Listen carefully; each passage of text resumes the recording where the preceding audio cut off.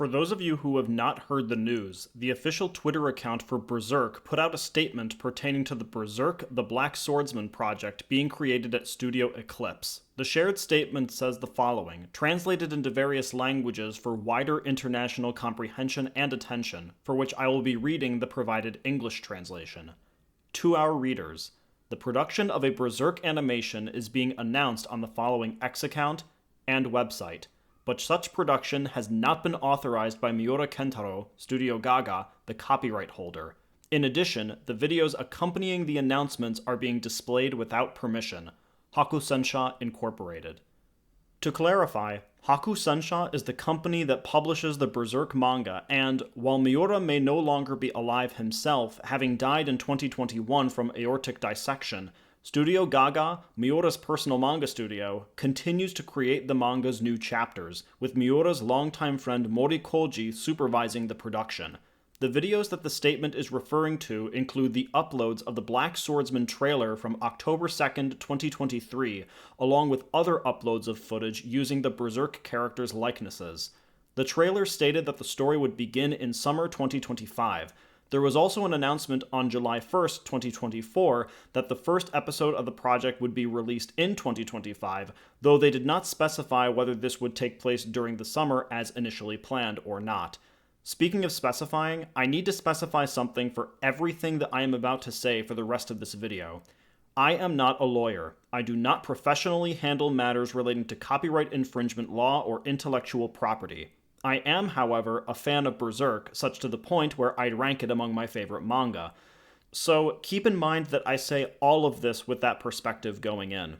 While the announcement is certainly unfortunate for those who were perhaps wondering if Berserk would ever receive anything akin to a full adaptation of an arc that isn't called the Golden Age, or actually see healthy portions of the Conviction arc and beyond, there is, frankly, absolutely nothing surprising about this development.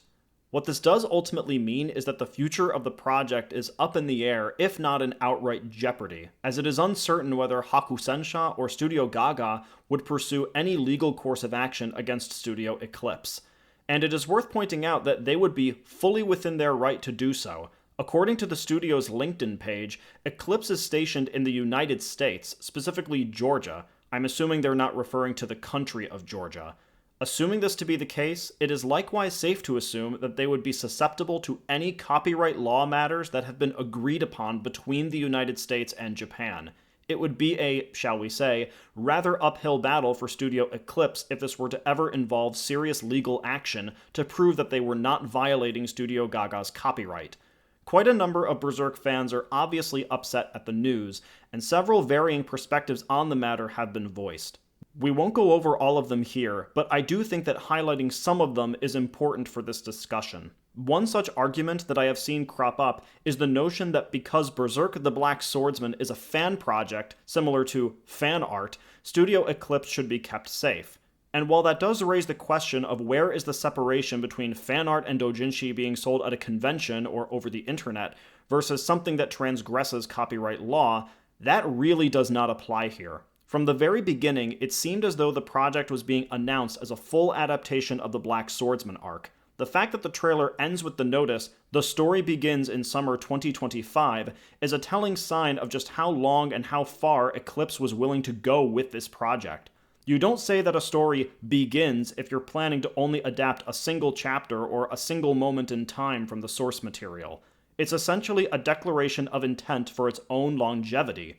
Berserk the Black Swordsman being a work by fans is true, yes, but that doesn't necessarily mean that it is granted special protection given the circumstances dictating its creation and unveiling. And those various circumstances mean that copyright protection, like fair use, doesn't extend this far.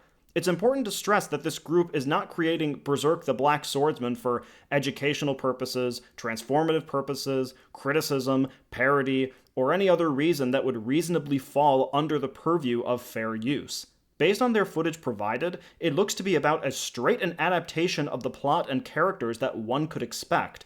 Included therein is exactly how much of the copyrighted work you are including in your own work. Even though the Black Swordsman arc is itself among the shortest installments of the manga, that's still an entire arc of the story, which is a not insubstantial portion of the material. Complicating this all further is that Studio Eclypse has a Patreon page, which means that they were actively seeking and receiving money from donors on a project that they did not receive the necessary permissions to create. The presence of money collecting does bring about a new ethical matter, and while it's true that in capitalism you can spend your money however you want by giving Studio Eclypse the equivalent of how much you would have spent at Otakon, that does not mean that those financial transactions will be used in a manner that is appropriate in the eyes of the law. I cannot even verify whether or not they did, in fact, ask Studio Gaga for permission either, but given what we've learned so far, it's safe to assume that they never bothered to, or that they did ask but were denied and decided to say screw that and make the project anyway, which would make their copyright violation particularly knowing. One other argument that has been making its way around is that because the various adaptations of Berserk all, to use a word, suck, Studio Eclypse should be given a little leeway or should be allowed to see the finished project realized to completion. After all, those ones weren't able to do it properly, but this one will. There are several problems with this line of thought. Firstly, it assumes that the Studio Eclypse adaptation would be good, as though that were a guarantee, when in actuality, there is no guarantee of that whatsoever. Perhaps because of the initial enthusiasm for the project back when it was first announced and had its trailer, fans were immediately ready to jump on the hype train and hail it as the solution to the problems that the other adaptations had. Kind of like with the new One Piece adaptation for Studio Wit, even though the president has some rather questionable ideas about AI in anime, and said that the original show's aspect ratio was a barrier to entry. Secondly, the existence and perceived failures of prior adaptations does not grant a giant sandbox for creatives to play in. Just because somebody else failed, that does not mean that you can just jump in and do whatever the hell you want. Thirdly, it presumes that the adaptations of Berserk are bad, which is a matter of opinion. As someone who has gotten very tired of people insisting that something is wrong with the 1997 adaptation by OLM because it had the audacity to cut things out of the Golden Age arc, did anybody really need to see Wild? I will readily concede that Berserk 2016 is a sheer dumpster fire that was a bad idea from its very conception and pitch to Studio Gemba.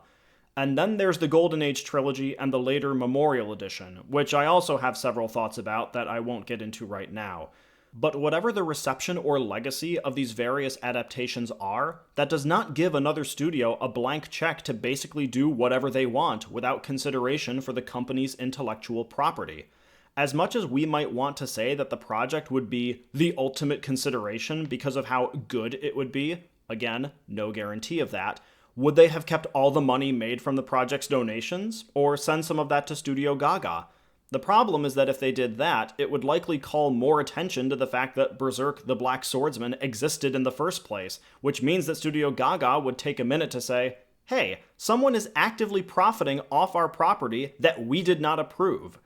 With all the behavior exhibited so far, Studio Eclypse is seemingly a group that adopts the ask for money first, then ask for permissions later ideology.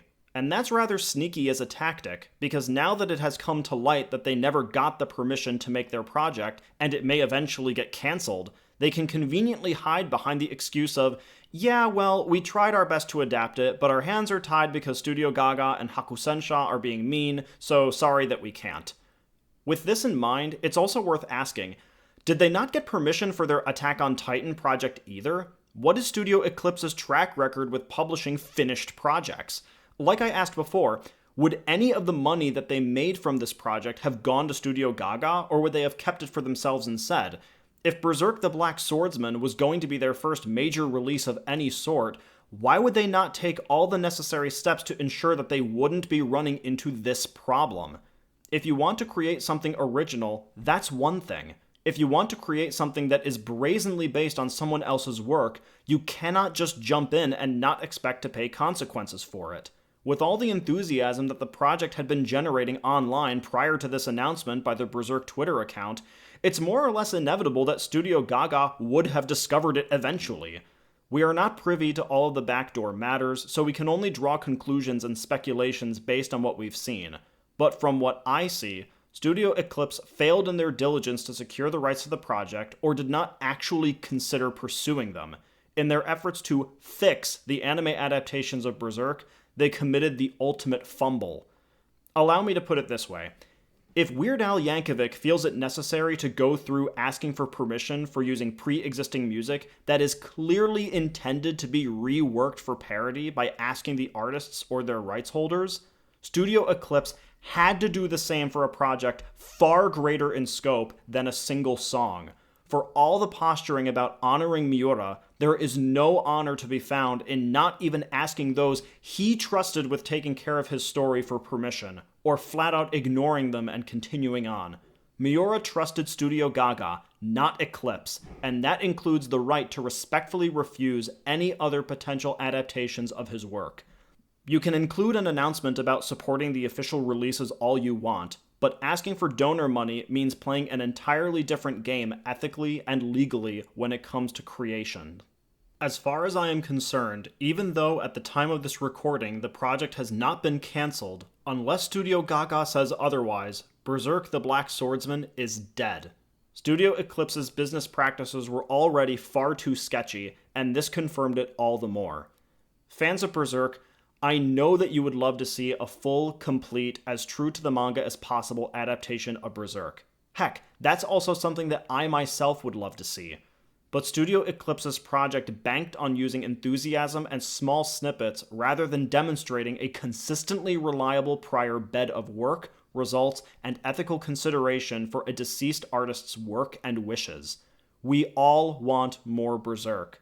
But like video gaming had recently with the Coleco Chameleon from the last decade and the Intellivision Amico over the last few years, having more skepticism for projects like this should always be the first course of action. It may make you be labeled a buzzkill, like my own One Piece video was, but it also means being a more cautious and careful consumer.